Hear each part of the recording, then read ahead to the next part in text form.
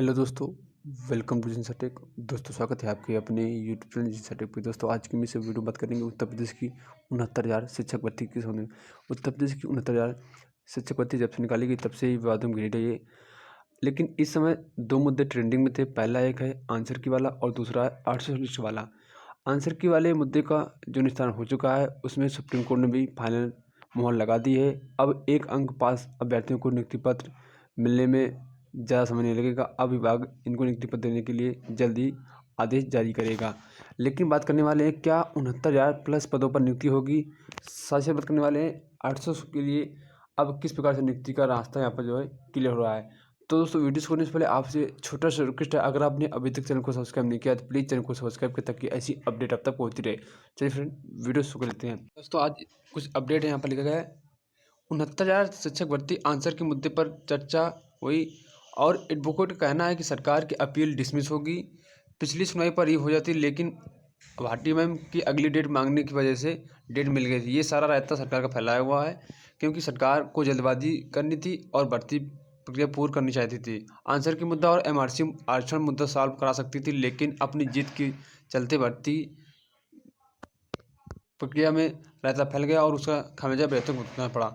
Answer के मुद्दे पर सरकार की याचिका डिसमिस हो चुकी है। अब 69,000 शिक्षक भर्ती पूर्ण है तो सरकार आंसर की वालों को कैसे एडजस्ट करेगी ये समय बताएगा। वैसे कोर्ट ने 69,000 से अधिक करने या न करने को लेकर आज कोई डायरेक्शन नहीं दी है। तो हो सकता है अब इस मुद्दे पर क्या हो सकता है, सरकार रिव्यू में जाए या न जाए या शांत बैठ जाए। फिर जो अभ्यर्थी एक नंबर बढ़ने से कटाव में आ रहे हैं तो कंटेम्प्ट फाइल करेंगे, उसके बाद ही नियुक्ति मिल पाएगी। दूसरी तरफ एमआरसी ओबीसी एससी आरक्षण मुद्दा भी हाईकोर्ट में चल रहा है। साथ ही डबल आरक्षण मामला तो वो भी पेचीदा है और वो भी भविष्य में सुप्रीम कोर्ट जाना तय है, उसमें भी रायता फैलना तय है। अब दो तरीके मामला सुलझ सकता है। नंबर 1, सुप्रीम कोर्ट आर्टिकल 142 के तहत मामले का निपटारा करे और भर्ती 69,000 से अधिक हो। दूसरा रास्ता है, अगर 69,000 पदों तक ही भर्ती सीमित हुई तो बहुत बड़ी उठापटक होनी तय है। ये दोस्तों यहाँ पर एक पोस्ट आई है, ठीक है। यानी सरकार के पास दो रास्ते हैं।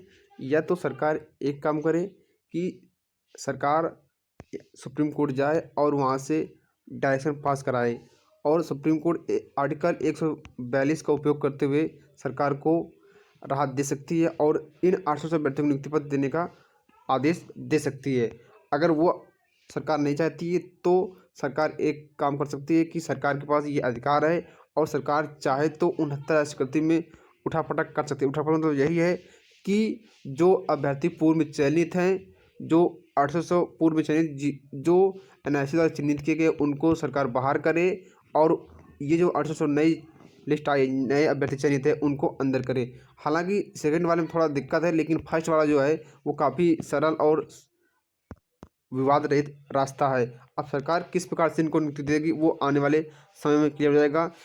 अन्यथा सरकार को इसी प्रकार से हार का सामना करना पड़ेगा क्योंकि ये जो अभ्यर्थी है वो वैलिड अभ्यर्थी है, 800 वाले अभ्यर्थी है वो भी वैलिड अभ्यर्थी है और आंसर के वाले अभ्यर्थी वो भी वैलिड अभ्यर्थी थे, इसलिए इनको थोड़ा समय लगा लेकिन जीत अंततः मिल गई। इसी प्रकार से 800 अभ्यर्थियों को भी थोड़ा समय लग रहा है लेकिन उनको भी अंततः जीत मिलेगी।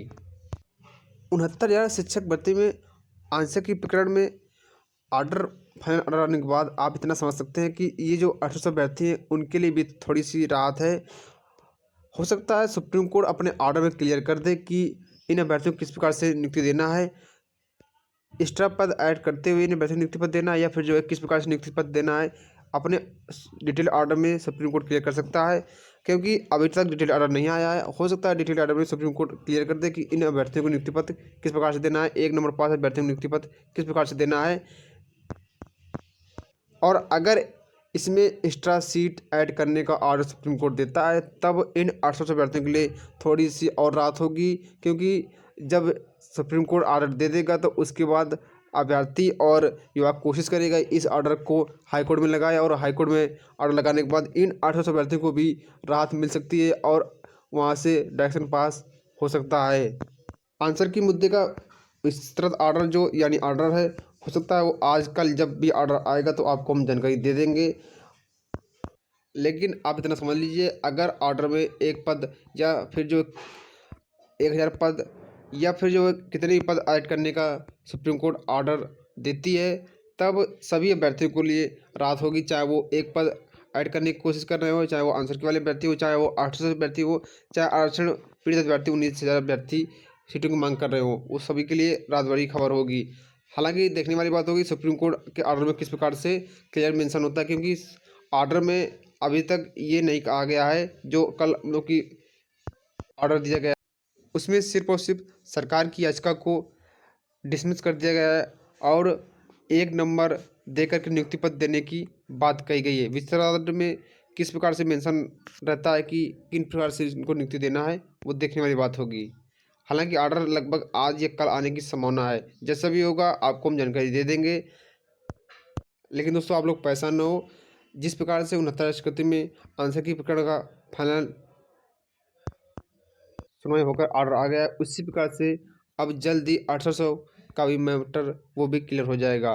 संभावना यही है कि इसी महीने ये मैटर क्लियर हो जाएगा और लगभग इसी साल के अंत तक इन 800 को भी नियुक्ति पत्र मिलने का सपना भी पूरा हो जाएगा।